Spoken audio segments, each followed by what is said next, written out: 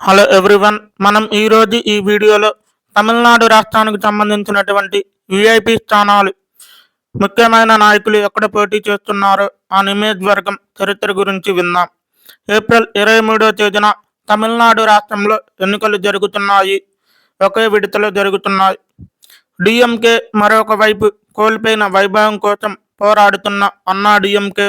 ఈ ఇద్దరి మధ్య దళపతి విజయ్ ఎంట్రీతో సమీకరణాలు ఒక్కసారిగా మారిపోయాయి. అసలు ఎన్నికల్లో నిలుస్తున్న అగ్రనేతలు ఎవరు? సీఎం స్టాలిన్ కంచుకోట ఏ రాజకీయ అరగ్రేటంతో విజయ్ వేసిన మాస్టర్ ప్లాన్ ఏమిటి? తెలంగాణ మాజీ గవర్నర్ తమిళసై గారి నుంచి డిఎంకేలో చేరిన పన్నీర్ సెల్వం వరకు ఎవరెవరు ఎక్కడి నుంచి ఈ ఎలక్షన్స్లో అదృష్టాన్ని చూస్తున్నారో విందాం. తెలంగాణ రాజకీయ ముఖ చిత్రాన్ని మార్చబోతున్న ఆ హేమాహేమీలు నియోజకవర్గపై వీడియో చేస్తున్నాము.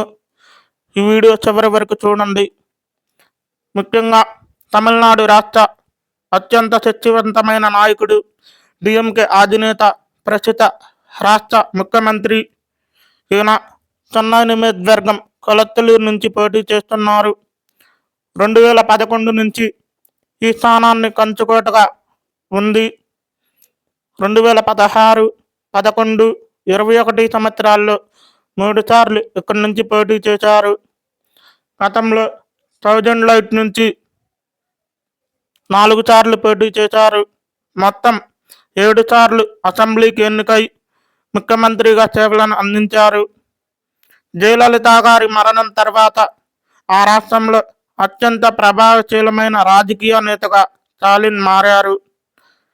టీవీకే అధ్యక్షుడు, కోట్ల మంది తమిళ మద్దతుగా పిలుచుకునే దళపతి విజయ్ తొలిసారిగా ఎన్నికల్లో పోటీ చేస్తున్నారు. టీవీకే పార్టీని 2024 సంవత్సరంలో స్థాపించినప్పటికీ అనుకున్న క్రేజ్ కారణంగా దేశవ్యాప్తంగా ఆయన పేరు మారుమోగింది. తను చెన్నైలోని పెరంబూర్, తిరుచిరాపల్లి ఈస్ట్ నుంచి 2 నియోజకవర్గాల నుంచి పోటీ చేస్తున్నారు. డిఎంకేకు ఈ 2 నియోజకవర్గాలు చాలా స్ట్రాంగ్గా ఉన్నాయి. ఈ 2 స్థానాల్లో అర్బన్ ఓట్లు ఎక్కువగా ఉన్నాయి. ఇక్కడ నేరుగా డిఎంకేకు సవాల్ చేసి రాష్ట్రంలో టీవీకేను ప్రత్యామ్నాయంగా నిలబెట్టాలని ఈ స్థానాలను వారు ఎంపిక చేసుకున్నారు. ఇప్పటికే ప్రచారం చేస్తూ ఉన్నారు. ఇంకొక వ్యక్తి ఉదయనిధి స్టాలిన్. తను చెపాక్ నియోజకవర్గం నుంచి పోటీ చేస్తున్నారు. 2021 సంవత్సరంలో అక్కడ గెలిచారు. ప్రస్తుతం రాష్ట్ర ఉప ముఖ్యమంత్రిగా ఉన్నారు. ఇక్కడ డిఎంకే నాయకుడు కరుణానిధి గారు తన తాతగారైన గతంలో ఇక్కడ పోటీ చేశారు. డిఎంకే చెపాక్ నియోజకవర్గం కరుణానిధి గారు 3 సార్లు అసెంబ్లీకి ఎన్నికై కుటుంబ వారసత్వాన్ని కొనసాగించడానికి ఇక్కడ ఉదయనిధి గారు యూత్ ఓటర్లను ఆకర్షించి ఆయన ప్రచారం చేస్తున్నారు.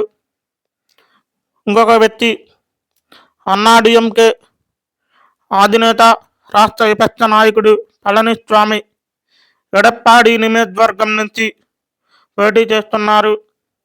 1989 సంవత్సరం నుంచి ఇప్పటి వరకు 5 సార్లు గెలిచారు. ప్రతి ఎన్నికల్లో కూడా భారీ మెజారిటీతో జయకేతనం ఎగరవేశారు. పళనిస్వామి గారి స్వగ్రామం ఎడపాడి సొంత నియోజకవర్గం కావడంతో ఆయన ఇక్కడ లోకల్ ఓటర్లు సపోర్ట్ బలంగా ఉంది. ఇంకొక వ్యక్తి డిఎండికే విరుదాచలం నియోజకవర్గం నుంచి ప్రేమలత విజయకాంత్ గారు పోటీ చేస్తున్నారు. డిఎంకే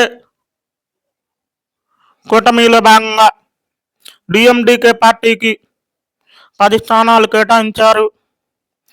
ఇక్కడ 2006 సంవత్సరంలో కెప్టెన్ విజయకాంత్ గారు ఇక్కడి నుంచి పోటీ చేసి భారీ మెజారిటీతో గెలిచారు. అప్పుడు ప్రతిపక్ష నాయకుడిగా ఉన్నారు అసెంబ్లీలో.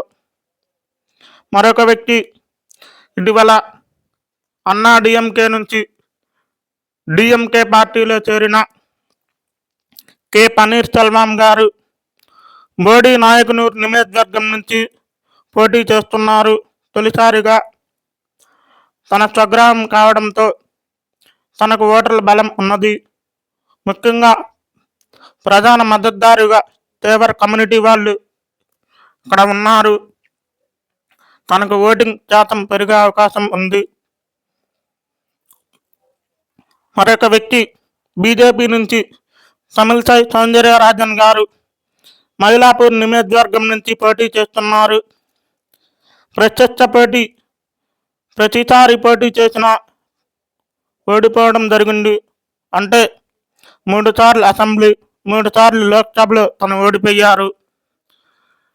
గతంలో తెలంగాణ రాష్ట్ర గవర్నర్గా 5 సంవత్సరాల పాటు సేవలను అందించారు.